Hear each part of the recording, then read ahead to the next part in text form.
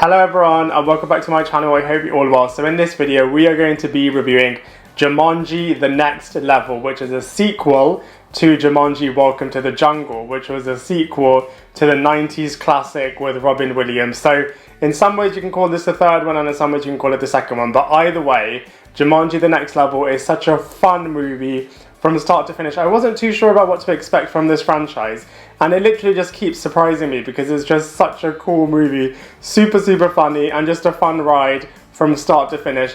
It's a little bit of the same old formula, but thankfully they've got quite a lot of new things within this movie to kind of make it feel both familiar and kind of like a new experience. And I'm just really enjoying what they're doing with this whole franchise. Hopefully it will be really successful and they'll release a lot more movies because it's just such a brilliant franchise, such a fun movie. It's really nice to kind of come back into this world, see the kind of characters again and see them kind of having newer characters in there, newer experiences, newer locations, and just overall just such a fun movie from start to finish. And I'm going to break down exactly why I think that in this movie review. So in terms of the plot of this movie, 3 years have passed since the end of Jumanji Welcome to the Jungle, and in this movie all of the gang are off to do their own thing, living their own lives and kind of having separate spaces. They all agree to meet up for a reunion dinner, except this time Spencer is suffering from depression and is reminiscing back to when he was strong and brave in the Jumanji game. At the same time, his grandfather is staying with him and his mother. His grandfather is played by Danny DeVito's character, and he kind of laments about growing old, and he's got a bit of a hip problem, and coincidentally, his kind of ex-best friend, played by Danny Glover, also comes round to visit him as well. The original gang then realise that Spencer's nowhere to be seen, so go to his house to kind of visit him. And when they're inside the house, they meet Danny DeVito's character and Danny Glover's character, and they're exploring his house to kind of see where on earth is Spencer. And then they quickly realise that he's probably gone back into the game of Jumanji, so reluctantly they decide to also go in to kind of retrieve him and to kind of help him. Except the difference this time is, if you remember at the end of Welcome to the Jungle, they destroyed the game. So this time, when they get sucked back into the Jumanji game, they don't get to select which character they want to play as their avatar. So this time, there's kind of different characters being played by the avatar characters in the Jumanji game. So Danny DeVito's character, the granddad, is now Dwayne Johnson, which is absolutely hilarious. Danny Glover's character is being played by Hart. This time his character is called Milo. And then we have Fridge, which is becoming the Jack Black character, which is absolutely hilarious. And then Martha, at the same time as in the previous movie / game, is Karen Gillan's character again. So she's kind of bringing the familiarity from the last game. So in terms of the storyline of this movie, in terms of the characters that they chose, bit of new dynamics, a bit of familiarity, and overall it's just a hilarious package of just a storyline from start to finish, and it's just super gripping from a storyline perspective.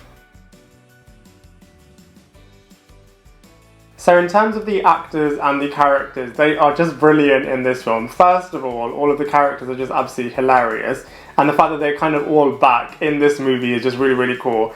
And then, like I said before, they've got Danny DeVito, Danny Glover and Awkwafina in this film as well. So they've got new kind of flavour, new mix in this brilliant, already great recipe. So that just kind of makes it really nice. It's a nice new dynamic while still having the aspects that we really enjoyed from the first film. So, you know, as a character kind of repertoire of different flavours in this brilliant little mix is just really cool. So let's go through them one by one. So we have Dwayne Johnson, who's back, and he kind of plays the lead character within the Jumanji world at least, and he's kind of like the brave, strong character of Bravestone, but this time he is being controlled by Danny DeVito's character, who's just absolutely hilarious. In real life, he's a really moody guy who doesn't really understand video games, and Dwayne Johnson has to kind of play off that, and it's just really funny. You really do believe that Danny DeVito's character Eddie is kind of controlling Bravestone, and that kind of learning what's happening and kind of having someone who's not really too au fait with video games playing this character, very different to how Spencer played this character. So that's kind of really nice to kind of see the differences in Dwayne Johnson's portrayal. So that's really, really cool. Kevin Hart is obviously back as well. And like I said before, this time he is being controlled by Danny Glover's character, who similarly is a bit of an older character who doesn't really understand video games. So that gives Kevin Hart great new material as well to kind of play in this movie. I feel like he's not as funny as he was in the first film. The first film, literally every single line he said was just hilarious. Similarly here, it is funny, it's just not as funny as it was in the first film. Jack Black probably is the funniest character in this film because he's just so different, first of all, to the Bethany character that he was playing last time, whereas this time he's being controlled by Fridge, who is just absolutely hilarious. Jack Black, again, just kind of really does get into the mindset of that character, and you really do believe that he is this avatar in this game, and he just does such a good job of it. And Fridge just has this hilarious line as Jack Black when he's moaning about who on earth would choose a character like this in a video game. Why is a character like this in a video game? It is just really lamenting the fact that he's kind of having to play this avatar, and that's just absolutely hilarious. Like I said before, Martha is playing Karen Gillan again, so that's kind of a nice kind of constant and bit of continuity from the first film to the second film. So I feel like they did a nice thing with that kind of aspect of the film by kind of having one character that is the same, so that the audience can kind of understand that, and that the other characters within the Jumanji game can kind of understand and have a bit of familiarity and kind of have a bit of guidance. I feel like they did the right thing with that character. Awkwafina, like I said before, is in the mix as well, and she kind of plays a bit of a stealthy character called Ming. She is funny in this film, but I just wanted to kind of see more humour coming from this Awkwafina character. It's a bit of a shame that that wasn't as funny as it should have been. Similarly, Nick Jonas is back as well, and the same criticism that I said in my first review with Nick Jonas's character. He's not really got that much depth, he's not really that funny, he's just kind of playing cool Nick Jonas, and that's kind of as far as it goes. So it's a bit of a shame that there wasn't that much more that we could have seen with this character. Like I said before as well, Danny DeVito and Danny Glover really add a new flavour, kind of like an older kind of mix into this kind of group of young characters. So they kind of bring new attitude, new dynamic, new perspectives, new flavours to the mix, so that's really, really cool as well. We also have a new villain this time, Jargon the Brutal, so that's a new villain for this next level game, and that's kind of nice. They got a new villain for this new game, and that's really, really cool. I just feel like similarly with the first game, a similar criticism with the villain in terms of not that much depth, not that many layers, just bad for the sake of being bad. Definitely has a bit of a Game of Thrones vibe to it this time, but in terms of the actual villain, he was a bit disappointing and just really not that layered as well. There are one or two other new characters, I'm not going to spoil who they are, but you know, they do kind of have a nice mix in terms of the characters. Just would have wanted a bit more from some of the performances and some of the characters, some of the journeys and all of that sort of stuff. But you know, that being said, they do have quite a lot of characters here, so most of them do go on good character journeys, character arcs, and that's fine because, you know, the majority of them do have good storylines for the different characters. But yes, overall, bit of a mixed bag, but the majority have a really, really good performance in this film. So the visual department for this movie definitely is one of its strengths. Jumanji is just so good from a visual point of view. You do really believe that you're in this immersive Jumanji video game world, so that's really, really cool. All of the set pieces look really, really cool. The jungle looks absolutely brilliant, and in this movie they've kind of pushed the boat out even more as you go to more geographical locations. The challenges are even bigger and better and grander than before. The CGI looks a lot sharper and a lot more slicker this time as well. And yeah, like I said, just all of the different challenges, all the different levels, all of the different places that they go to, everything just looks absolutely brilliant.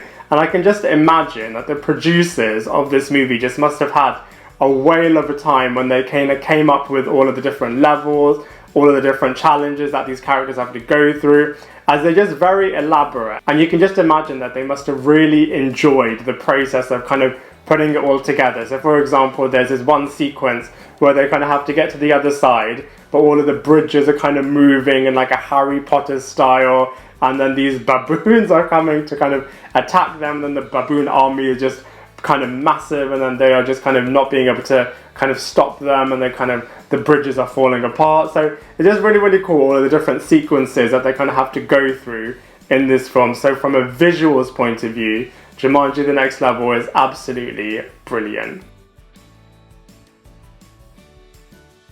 So in terms of comparisons, I am loving the Jumanji franchise. The Next Level is just absolutely brilliant, kind of pushes the boat out even more, kind of has new dynamics to it, and it's just a really, really cool, fun movie.